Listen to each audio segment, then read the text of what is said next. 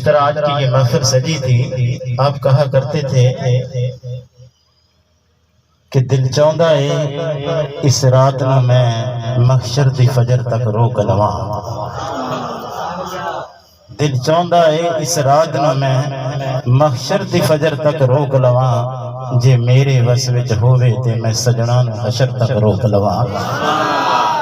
نہ رات مکے نہ بعد مکے تے نہ نظر کرم دی چاک مکے، اور جگنوں روشنائیاں بخشیاں نے انہاں سیداں نے انہاں پیراں نے، یہ محفل وچ وی چمک رہیاں سرکار دیاں تصویراں نے۔ محفل نعت ہو رہی تھی، اور جب عشق کے دریا میں الفاظ رواں ہوں گے، جب عشق کے دریا میں الفاظ رواں ہوں گے تو پہنچیں گی وہیں نعتیں سرکار جہاں ہوں گے۔ محشر ہے اگر محشر تو ہمیں ڈر کس کا، ہم جس کے شناخواں ہیں وہ بھی تو وہاں۔ اللہ کے محبوب کی تعریف ہو رہی تھی، ہوگی ہوتی رہے گی ایک رات کیا یہ چند زبانیں تو کیا۔ ظہوری صاحب رحمت اللہ علیہ کہا کرتے تھے کہ اسی کی ظہوری تے ساڈا کی بیان ہے، او دیاں تے صفتاں دا سناخاں قرآن ہے، یہ صورتاں سپارے رنگ نبی دے جمال دا، میں لب کے لے آواں کتوں سونا تیرے نال دا۔ دوستو، مرزا اسداللہ خان غالب اردو ادب کے اندر، فارسی ادب کے اندر جن کا بڑا نام اور بڑا مقام ہے، ساری زندگی وہ بادشاہوں کی قصیدے لکھتے رہے، حسینوں کی غزلیں بیان کرتے رہے، زندگی بیت چکی، اور اسی غالب نے ایک دن چاہا کیوں نہ میں اس بارگاہ کے اندر بھی کوئی قصیدہ لکھ کر پیش کروں کہ جس بارگاہ کے اندر بادشاہوں کو بھی شاہی کی خیرات ملتی ہے۔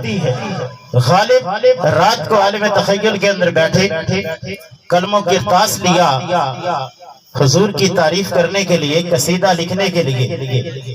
اللہ کے محبوب علیہ السلام کی بارگاہ میں جب وہ قصیدہ پیش کرنے لگے، حضور کی بارگاہ کے اندر نعت لکھنے کے لیے، عالم تخیل کے اندر جب بیٹھے، مرزا اسداللہ غالب تصور کے اندر کھو کر اللہ کے محبوب علیہ السلام کے چہرہ مقدس کی تعریف انہوں نے کرنی چاہی۔ آواز آتی ہے کہ غالب سنبھل کر اس چہرے کی تعریف کرنا، یہ وہ چہرہ ہے جس کو قرآن والضحیٰ کہتا ہے۔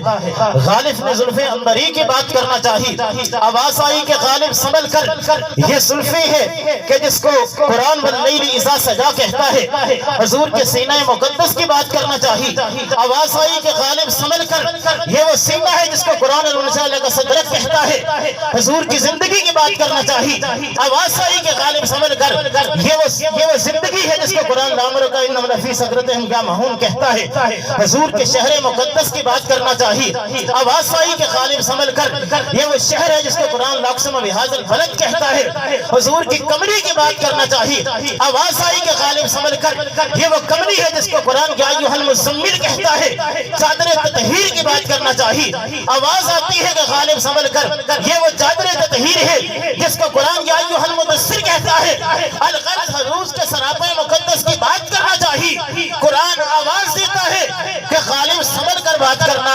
غالب کی پوری شاعری کو پڑھ کے دیکھ لے، غالب کی پوری شاعری کے اندر ہمیں ایک نعت ملتی ہے، اور اس نعت کا آخری مصرع یہ ہے کہ غالب ثنائے خواجہ بایستہ گذاشتم کا ساتھ پاک مرتبہ دانے محمد است۔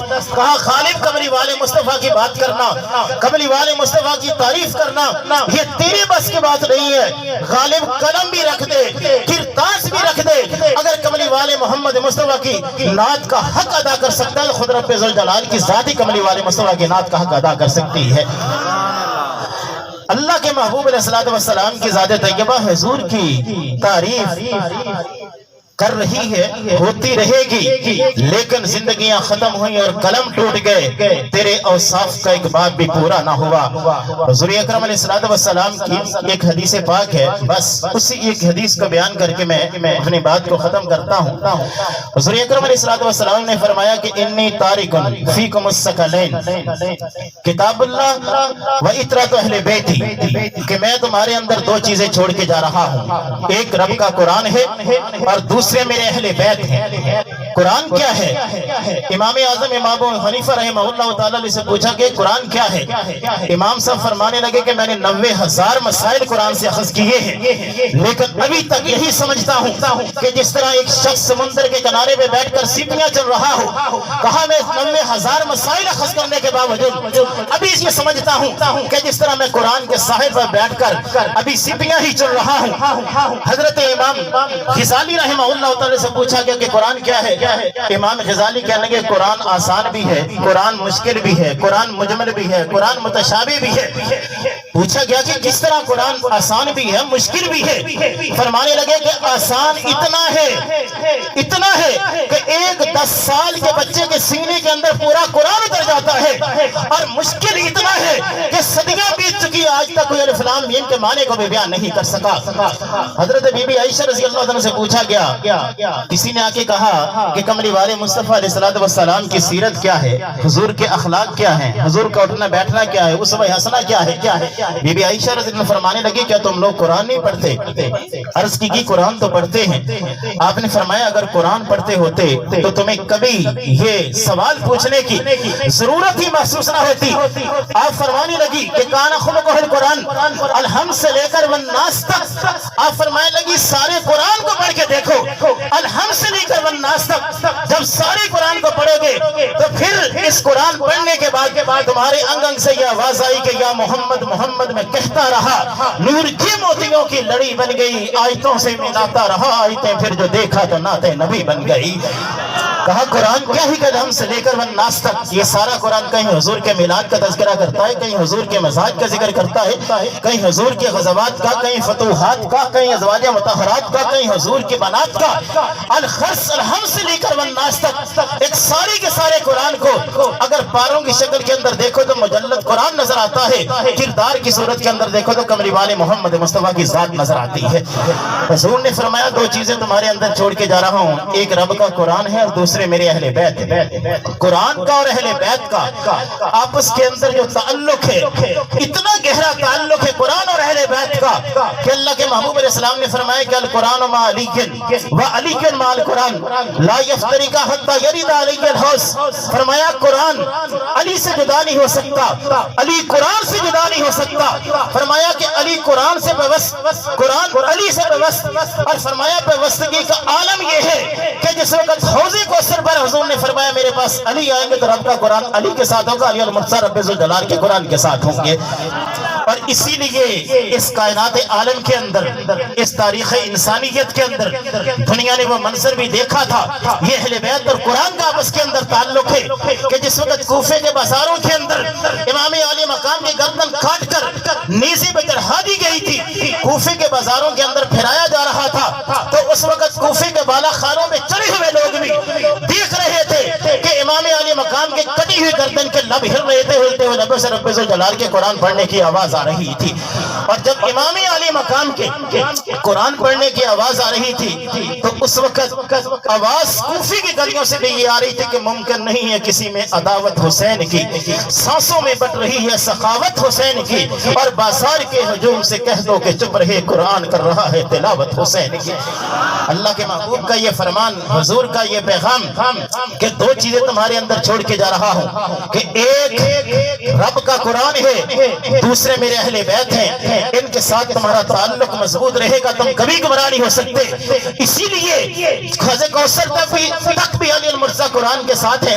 ہم دیکھتے ہیں ہمیں کوئی عنوان ایسا نظر نہیں آتا جس عنوان میں علی نہ ہو، کوئی بیان ایسا نظر نہیں آتا جس میں علی نہ ہو، کوئی میدان ایسا نظر نہیں آتا جہاں علی نہ ہو۔ جدھر بھی دیکھو، شرق میں دیکھو تو علی ہے، غرب میں دیکھو تو علی ہے، جنوب میں دیکھو تو علی ہے، شمال میں دیکھو تو علی ہے، خلافت میں دیکھو تو علی ہے، امامت میں دیکھو تو علی ہے، ولایت کے اندر دیکھو تو علی ہے، ارے کوثر میں دیکھو تو علی ہے، میزان میں دیکھو تو علی ہے، اس جہان میں دیکھو تو علی ہے، اس جہان میں دیکھو تو علی ہے، رازدار خفی و جلی ہے، جدھر بھی دیکھو علی ہی علی ہے، گواہ مدینے کی ہر گلی ہے، جدھر بھی دیکھو علی علی ہے۔ 2 چیزیں رب الجلال کے محبوب نے فرمایا تمہارے اندر چھوڑ کے جا رہا ہوں۔ حضرت مولا علی شیر خدا کی وہ ذات ہے کہ اللہ کے محبوب علیہ السلام کے وہ کملی والے محمد کے دسترخوان پر پڑھنے والے علی حیدر کرار وہ ہے کہ مدینے کو دیکھو تو مدینے کا پاسبان بھی علی ہے، کعبے کو دیکھو کعبے کا پاسبان بھی علی ہے۔ اگر حضرت مولا علی شیر خدا آیت تطہیر دیکھو تو علی ہے، اگر خدا کی تقدیر دیکھو تو علی ہے، کمری والے محمد مصطفیٰ کی تدبیر دیکھو تو علی ہے، اور صحابہ کے مشیر دیکھو تو علی ہے، کمری والے محمد مصطفیٰ کا ویر دیکھو تو علی ہے، اور ہم سنیوں کا پیر دیکھو تو علی المرتضیٰ کی ذات ہے۔ بس ایک آخری بات، اللہ کے محبوب علیہ السلام نے یہ فرمایا ہے کہ کچھ چیزیں ایسی ہیں کہ جن پر انسان کو کوئی عمل نہیں کرنا پڑتا، صرف ان کو دیکھتے رہیں تو دیکھنا عبادت ہے۔ قرآن کی تلاوت نہ بھی کریں، قرآن کھول کر اگر قرآن کی زیارت کریں تو قرآن کی زیارت بھی عبادت ہے۔ حرم کے اندر بیٹھ کر خانہ کعبے کا طواف نہ بھی کریں، وہاں پر نوافل نہ بھی پڑھیں، ذکر و اذکار نہ بھی کریں، پھر بھی خانہ کعبے کو دیکھتے رہے، خانہ کعبے کو دیکھنا بھی عبادت ہے۔ اور یاد رکھو جس طرح قرآن کو دیکھنا عبادت ہے، خانہ کعبے کو دیکھنا عبادت ہے۔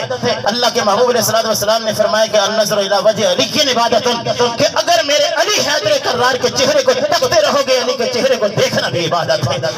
اب علی کے چہرے کو دیکھنا عبادت، ہر کوئی عبادت یہ کر نہ سکا، ہر کوئی عبادت دیکھ نہ سکا علی کو۔ اللہ کے محبوب علیہ السلام کو پتا تھا ہر کوئی علی کو تو دیکھ نہیں سکے گا۔